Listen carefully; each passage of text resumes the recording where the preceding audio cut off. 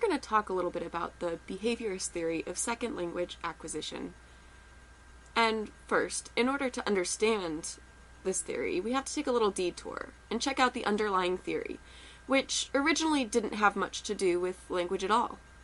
I'm talking about behavioral psychology, the idea that all actions, whether by man or animal, are all learned behaviors and can be learned and unlearned. So the first thing a lot of people think about when they hear behavioral psychology is Pavlov's dogs. If you've ever taken an intro to psychology class, you'll probably remember that Pavlov was the guy who rang a bell every time he fed his dogs. And eventually, the dogs learned to associate the sound of the bell with food. And, as a result, they salivated every time the bell rang, whether there was food or not. In a nutshell, Pavlov discovered a process in which a previously neutral stimulus came to evoke a specific response by being repeatedly paired with another stimulus that evoked the response. And psychologists came to call this classical conditioning.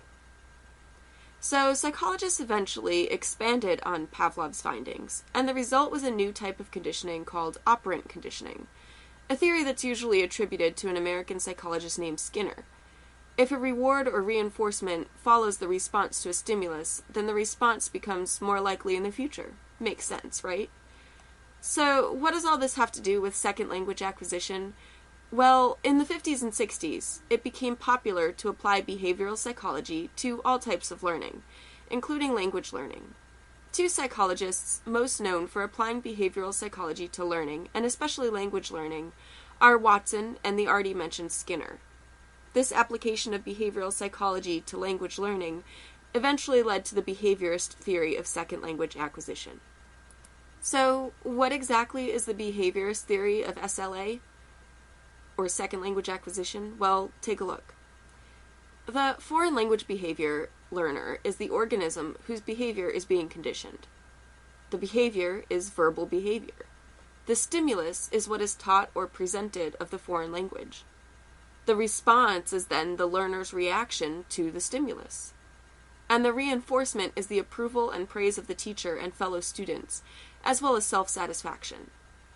Language mastery is represented as acquiring a set of appropriate language stimulus-response chains. So, with this in mind, we can take a brief look at audio-lingualism, which is the teaching method that originated from the behaviorist theory and focused on language learning as mere habit formation. So, because behaviorists and supporters of audio-lingualism viewed language learning as habit formation, dialogues and drills formed the basis of learning. Dialogues were used for repetition and memorization, correct pronunciation, stress, rhythm, and intonation are emphasized. Furthermore, one of the results of treating learning as behavior was that meaning was excluded from consideration, especially during the early stages. Because the focus was on forming a habit, it really wasn't important for a foreign language learner to know what he or she was saying, just that it was being said correctly. And in the beginning stages of learning via audiolingualism, the focus was on oral language. Written language wasn't introduced until more advanced stages of learning, because it was thought to interfere with habit formation. Also, error prevention and error correction was heavily emphasized. In accordance with operant conditioning from behavioral psychology, correct responses should receive positive reinforcement, and negative responses received negative reinforcement, thereby encouraging the desired behavior. So, audiolingualism reached its peak in the 1960s, when it was widely used in classrooms across the U.S. in the teaching of foreign languages, as well as the teaching of English as a second language. But the popularity of the theory didn't last for long. Results fell short of expectations, and students were unable to transfer skills to real communication outside the classroom. Plus, many students found the drilling, memorization, and repetition to be, quite frankly, boring. Also, in the late 1960s, linguistic theory began to take a different direction. Part of the reason for this is MIT linguist Noam Chomsky's rejection of the behaviorist theory of language learning.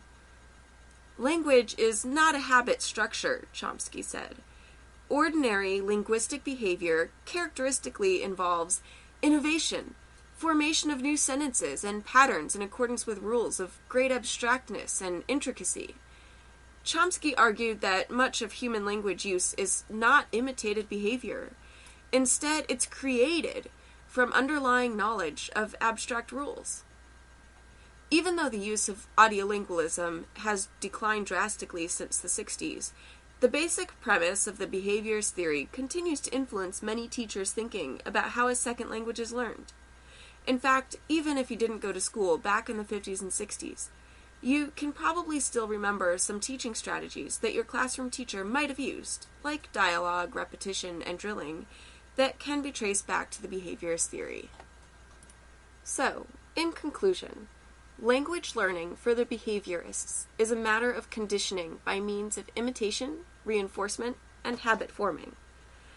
And although this theory has its shortcomings, it has some merits as well, and still influences the teaching of second languages in some ways, though certainly not to the extent that it did when it was first introduced.